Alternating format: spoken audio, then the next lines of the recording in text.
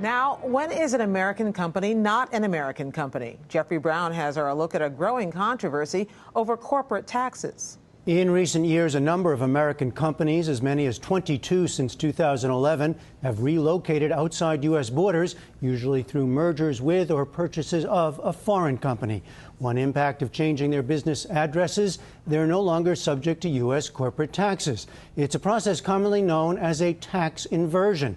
And Burger King appears to be the latest example. Today, it announced plans to pay some $11 billion for the Canadian restaurant chain Tim Hortons. Burger King will effectively become a Canadian company for tax purposes, though the company denies that was the motive for the move.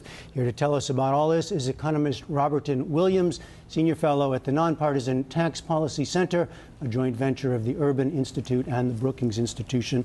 And welcome to you. A tax inversion, it's a phrase that maybe only an economist could like, right, or love. What exactly is it, and are we actually seeing more of them?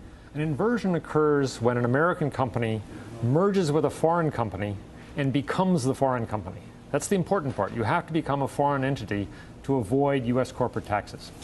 And are we seeing more of them, in fact? We are seeing more of them for a couple of reasons. One, people are seeing very high corporate tax rates and trying to avoid that. And secondly, it appears that Congress is thinking about ways of stopping inversions. People are trying to get in ahead of that kind of change, make the inversion now so you can take advantage of it before the door closes. I see. So they're taking preemptive action in some cases. Now, as I said, Burger King says this is not why they did it. What do companies say about the tax structure, about why they might want to become foreign companies for tax purposes? They're not going to use taxes as the excuse for merging. That doesn't sell well to the American public. It doesn't sell well to their stockholders. What they sell it as is an advantageous melding of two different kinds of activities. In the case of Burger King, they're saying we're getting the breakfast activities of the Tim Hortons plan. So we're bringing things together and making a more efficient, larger company that will bring benefits to the stockholders. Yeah, go ahead. The tax savings are just an added benefit, they say. They say. But how does the U.S. corporate tax structure compare to others? I mean, what is the argument for that kind of move? The United States taxes corporations differently than most other developed countries. We tax corporations based on all the profits they make worldwide, as opposed to the profits they make at home. Most countries use a territorial system. You tax on the business that goes on in your own country. That's a very different thing. For us, we also have the very highest tax rate. Our tax rate is in excess of 35%, higher than any other developed country in the world. Now, we have a lot of tax breaks that bring those rates down, so the effective tax rates companies pay can be very low, depending on whether you can take advantage of those tax preferences, the tax loopholes, if you will. The other big issue facing corporations is if you earn money overseas, you don't pay U.S. corporate taxes on that until you bring those monies home, until you repatriate those monies. Estimates are there's about $2 trillion of American companies' profits sitting overseas because companies don't want to bring them home and pay American taxes on it. Really? They're hoping for a tax holiday, a lower rate or a zero rate to bring those monies home.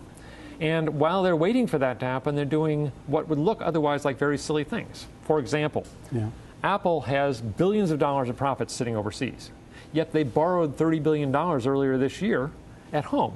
Why borrow money at home when you've got the money sitting overseas? You don't want to pay taxes. Exactly. You don't want to pay money on the tax. And you can deduct the interest you pay at home, so you're doing okay on the home tax side. Well, so for the critics of the companies, and for many people looking at this as just, there's an example where it looks inefficient, it looks unpatriotic.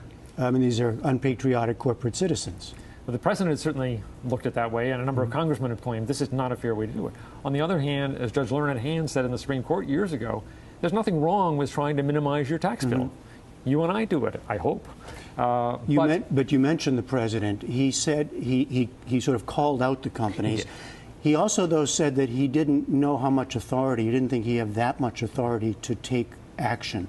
Where does that stand in terms of what the president or Congress might do? Treasury is looking to see if there are ways they can close down some of the benefits for inverting. One of the things companies that invert do is loan money from the foreign company to the American part of the company. The Americans pay interest to the foreign part of the company. That interest is deductible against the American profits and reduces the taxes paid by the corporation in the United States. And the interest is not taxable in other countries. So it's a win-win situation on the tax side. This is a way of not only getting out from under the corporate tax for your monies earned outside the United States, but minimizing the tax you pay on profits made inside the United States. Yeah, I know you're not a political scientist, and I don't want to make you be, but you watch this. I mean, where do you see the kind of sentiment and politics of calls for change? I mean, even today with Burger King, this is a very prominent company, right, with a name brand. I see calls for boycotts. So I wonder how much public sentiment do you see out there that might be pushing the president and Congress to take some action that would stop these kinds of moves? I don't really know how far that's going to go. People will call for the boycotts, but whether they'll actually give up their Burger King hamburgers or their Tim Hortons donuts in the morning, I don't know. What I do know is we need the revenues. We're running large deficits still, and whatever things are using up those revenues are things not good for the U.S. Treasury. The Treasury will look for as many ways as they can to stop this. Whether it be successful or whether Congress will step in is a good question. All right, Roberton Williams of the Tax Policy Center, thanks so much. You're quite welcome.